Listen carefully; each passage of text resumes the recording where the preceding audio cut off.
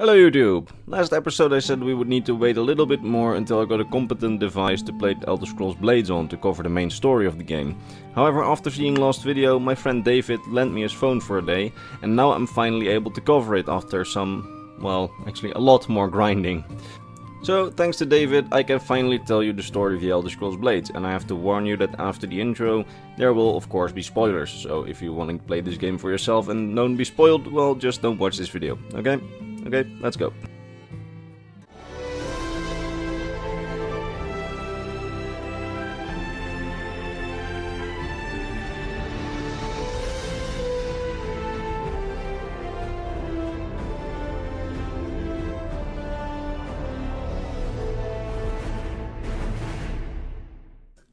So first, let's talk about the main character, the Fugitive Blade. Just like with most other games, there is a canon race and gender for the player. In Skyrim it's a male Nord, as we see in promotional art. In Morrowind it's a male Dunmer, as seen in the official art. In Oblivion it's a male Imperial, as seen in the official art. In Blades it's a bit less obvious, as in this official art he always wears a helmet that almost completely covers his face.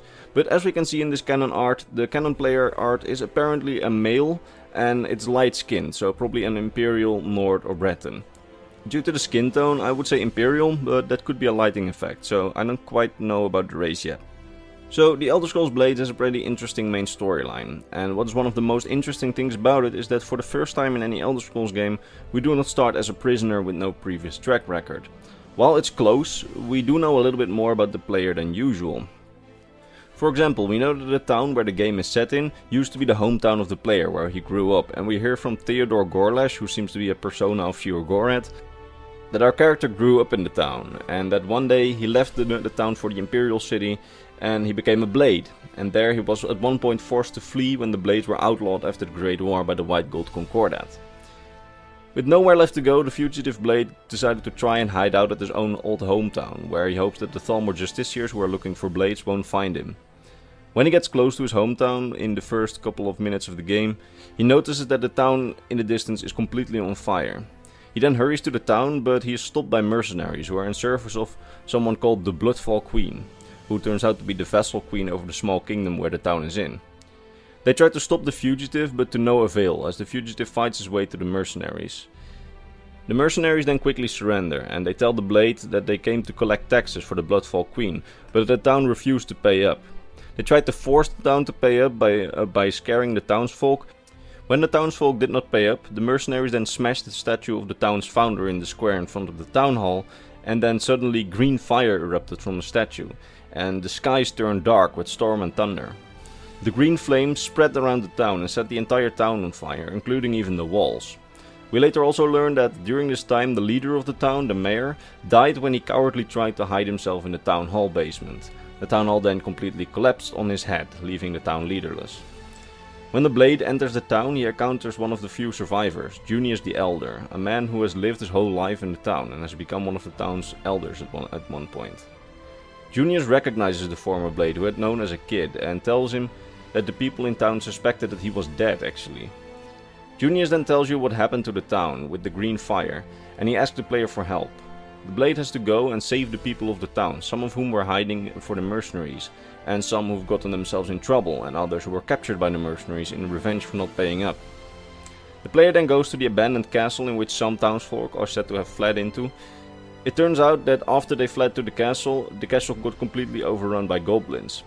They fight themselves through the goblin horde and save some villagers, among whom they also find Lond, the town blacksmith, who was held captive by the goblins. When they return to the town, the Blade starts to help rebuild the town by constructing a new town hall for the villagers to shelter in until more houses are built. The old blacksmith, Lond, then tells the player that their old mentor, Henrik Sevenswords, is still alive and that he is hiding out in the old arena north of the town. After rescuing more townsfolk and rebuilding the old smithy, he meets back up with his former mentor, Henrik. Henrik is glad to see that the Blade survived the onslaught of the war, and the two of them spar shortly. The Blade then gets back to town and continues to help the town until the greatest troubles are over. While rescuing some more citizens who are held captive by bandits, he also rescues Sashi, the town's Khajiit lore master. After returning her and the rest of the citizens to the town, the Blades hear some villagers found a tunnel under the rubble of the old founder statue. The blade then goes to Sashi and asks about the tunnels, as she is the lore master and might know what's up with the tunnels. But she had no idea that there even were tunnels under the statue. Sashi then asks the player to explore the tunnels, which are likely Aelite in origin, to see if there's any clue down there as to why the statue exploded into green fire. As the blade explores the ruins, all they found was an empty and apparently recently opened ancient Aelite sarcophagus. The blade tells Sashi about the sarcophagus, and she thinks there might have been some sort of sealing enchantment on the statue, and destroying the statue might have broken the seal and released the thing that was locked inside. The breaking of the spell would have explained the green fire explosion, according to her.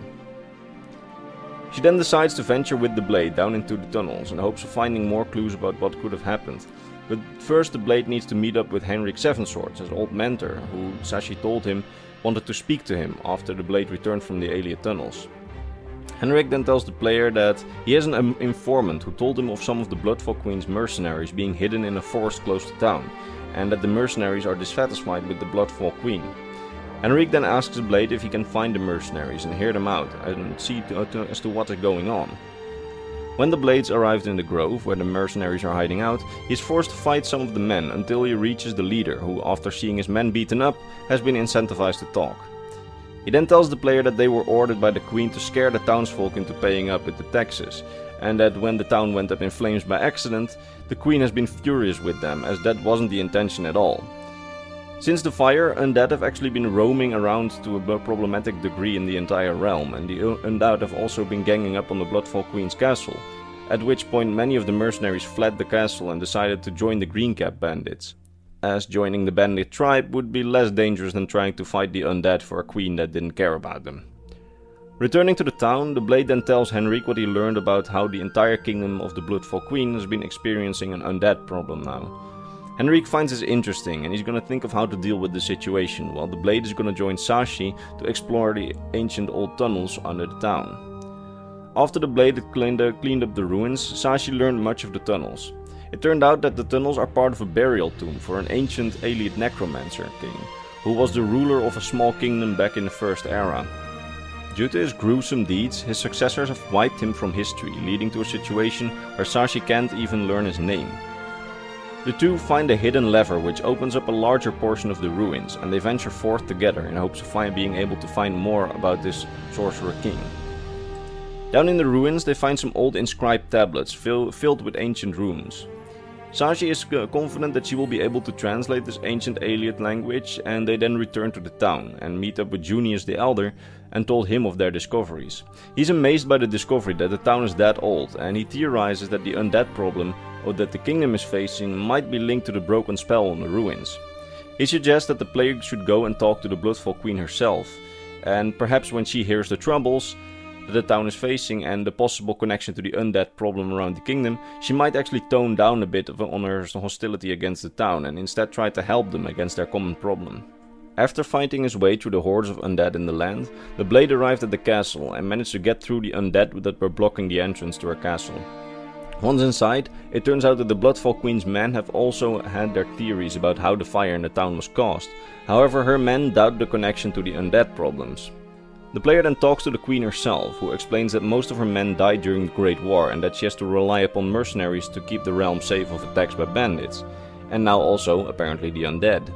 She apologizes for the fire as that truly wasn't her intention, but she also stresses that her actions against the town were needed, as they needed to pay up. She could pay the mercenaries to keep the entire realm, including the town, safe from bandits. She then discusses the problem with the player and mentions that in the founder statue's rubble, they actually found an ancient looking scroll and some enchanted stones, which don't seem too useful at first sight, but they might be connected. The blade and the queen then decide to work together against their common problem, and the queen sends one of her men with the player to the town as an envoy to relay her information. Back in the town, Sashi translated the tablets and discovered that the tomb once belonged to the ancient sorcerer king Selamariel Lightbringer. Apparently, he was a terrible tyrant who, according to Theodore Gorlash, never quite knew if he wanted to rule the world or destroy the world. And he actually practiced necromancy to conjure up armies on a large scale, until he was finally put to a stop by his brother Valentis, who rebelled against him with the support of other Aelite kings. Valentis bound his brother magically and sealed the tomb with the enchantment on the statue, which apparently used to be a statue of Valentis himself. After some more research in her books, Sashi then thinks she might have found the final resting place of Valentis, suggesting that they would need to go there and see if his tomb might contain some more clues as to the fate of his brother. As they explored the ruins, the mute ghost of Valentis himself seemed to guide them through the ruins, until they found his burial chamber. In the burial chamber they found a large etching on the wall telling them the story of Valentis and his brother. It showed the image of Valentis and his brother facing off against each other, while his brother used the undead forces, and it showed the binding of the Sorcerer King into his tomb. After researching the mural, they headed back to town. Once back, Sashi tries to decipher the ruins that they had seen on the mural, but she failed to do so as her ancient Aliad apparently wasn't good enough. She then suggests asking an old friend of hers for help, researcher named Talarandil, an expert in the ancient Aliad languages, who is studying in some ruins further up in the realm. The blade then ventures to the ruins that Sashi had last heard he had been studying. There he finds Talarandil, who is being ambushed by undead, who have also been ravaging the ancient ruin.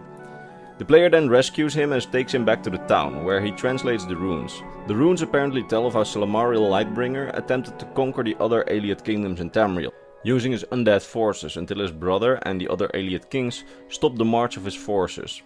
With his help, they discovered that Valentis used an Elder Scroll to bind Silmaril to the tomb, and left it inside the statue. This means that the scroll that the Bloodfall Queen's men found was an Elder Scroll, and that they might indeed need it to once again bind the Sorcerer King. The blade decides to go to the Queen and ask for the scroll, but he finds her castle being besieged by undead and necromancers, who are also there to get the scroll to make sure that the Sorcerer King can't actually be bound again and can be allowed to return. But when the blade arrives, the Queen tells him that the scroll has been stolen already by someone, so the Queen cannot help him. The blade then returns to the town and tells Sashi about the stolen scroll. She assumes that the Sorcerer King took the scroll, or one of his loyal subjects.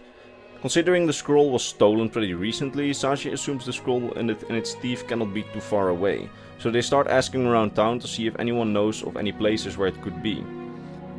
After asking around town, they came up with 4 possible locations where the scroll might be now, and Sashi sends the blade out to explore the areas to see if they can find the scroll. After exploring all locations, they actually did not find anything. Sashi then recommends that the blade goes and questions a traveling Dunmer merchant in town, who usually has a pretty good knowledge of what's going on around the realm. He tells them that there's a lot of undead activity around the place called Dracursed Keep in these past few days.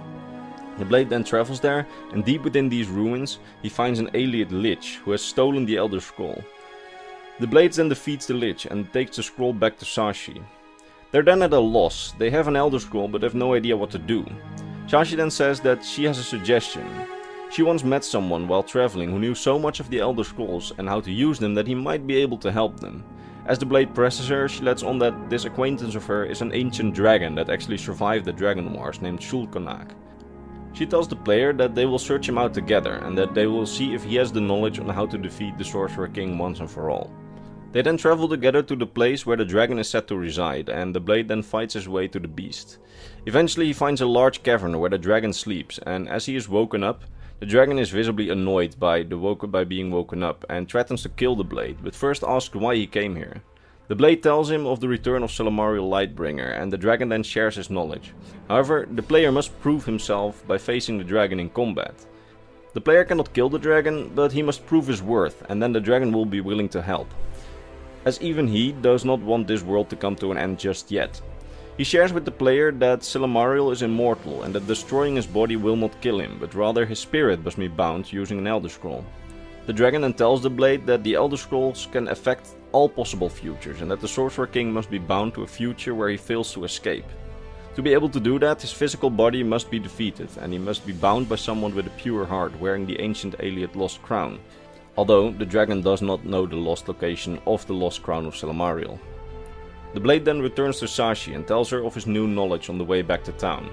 Sashi then suggests to try and rebuild the statue